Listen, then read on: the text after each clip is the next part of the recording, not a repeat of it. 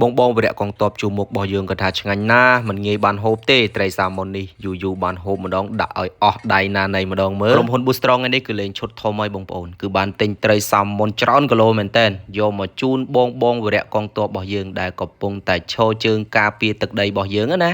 ចឹងគឺក្រុមហ៊ុន Boostrong គាត់បានជីវត្រីសាម៉ុននេះច្រើនមែនតើហើយបងវរៈកងទ័ពគឺគាត់សប្បាយចិត្តណាស់បងប្អូនហើយមិនងាយចេះតែបានហូបឯណាត្រីសាម៉ុនក្រៅពីត្រីសាម៉ុនហើយក៏បានរៀបចំស្បៀងអាហារជាកញ្ចប់ស្រាច់តែម្ដងដែលបងវរៈកងទ័ពយើងមួយចំនួនធំទៀតគឺគាត់អត់បានមកទទួលស្បៀងផ្ទាល់នៅខាងក្រោមនេះទេបងប្អូនអញ្ចឹងគាត់អញ្ជើញមកទទួលស្បៀងនេះគឺមានតែមិត្តភ័ក្តិគាត់មិត្តរួមអាវុធ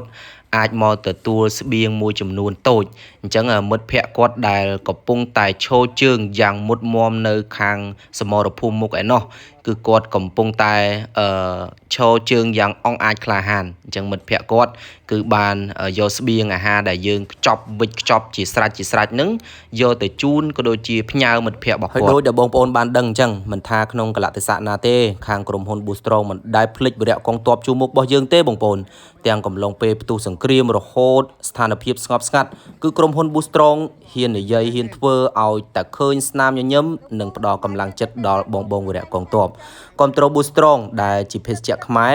ឲ្យបានច្រើនព្រោះមានតែខ្មែរទេដែលអាចជួយខ្មែរយើងបាននៅពេលដែលមានទុក្ខលំបាកណាបងប្អូនពូលើកទីម៉ានឯងបានហូបត្រីសាម៉ុននេះខ្ញុំលើកទី1ហ្មងបាទរសជាតិមិនដែរពូរសជាតិវាផ្អែមឆ្ងាញ់ហ្មងពូនេះបាទអញ្ចឹងអរគុណដែរ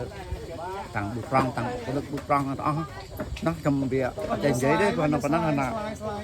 តែវាជាតិរសជាតិឥឡូវសូមមកទៀតសូមមកឆ្ងាញ់មកពូណាបាទឆ្ងាញ់ណាស់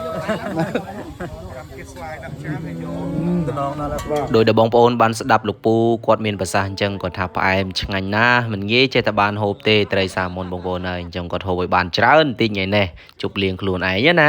ហើយណែបងប្អូនហើយមានតាំងពី chef របស់យើងនឹងគឺរៀបចំអាហារជាស្រេចត្រៀមសម្រាប់បងវរៈកងទ័ពរបស់យើងតែម្ដង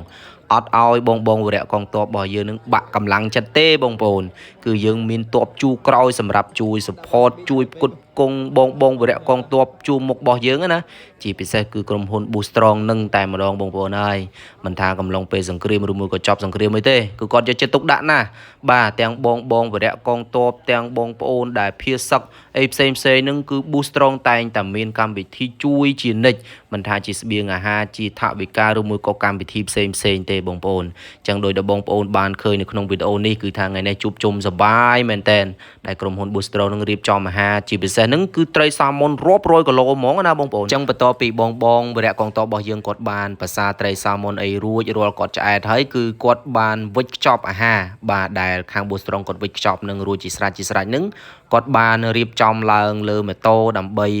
ដឹកយកទៅឲ្យមិត្តរួមអាវុធរបស់ពួកគាត់ដែលកំពុងតែឈរជើងនៅសមរភូមិមុខយ៉ាងមុតមមយ៉ាងអង់អាចក្លាហានមើលទៅបងវរៈកងទ័ពរបស់យើងគាត់មានភាពស្វាហាប់ក៏ដូចជាមានសាមគ្គីភាពខ្លាំងមែនទែនបងប្អូនសូម្បីតែការជួយលើកស្បៀងលើកអាហារផ្សេងគាត់ជួយមកដៃមកជើងបាទតែមកប្រើគឺហើយតែម្ដងលើកដាក់ម៉ូតូព្រុសយកទៅឲ្យបាទមិត្តរួមអាវុធរបស់ពួកគាត់បាទដោយស្នាមញញឹមតែម្ដងអញ្ចឹងគ្មានអីទេបងប្អូនហើយក្នុងនាមយើងជាពលរដ្ឋក្នុងនាមយើងជាទ័ពជួរក្រោយបាទគ្មានអីក្រៅពីការរួបរวมសាមគ្គីគ្នាដើម្បីថែរក្សាទឹកដីមួយនេះมันអាចឲ្យនរណាមកឈ្លានពានទឹកដីរបស់យើងបានទេទាំងទ័ពជួរមុខជួរក្រោយគឺយើងសហការរួបរวมសាមគ្គីគ្នាគឺបានល្អខ្លាំងមែនទែនអរគុណបងប្អូនមើលវីដេអូនេះហើយកុំភ្លេចជួយចែករំលែកចេញពីស្នាមញញឹមចេញពីបេះដូងម្នាក់មួយផង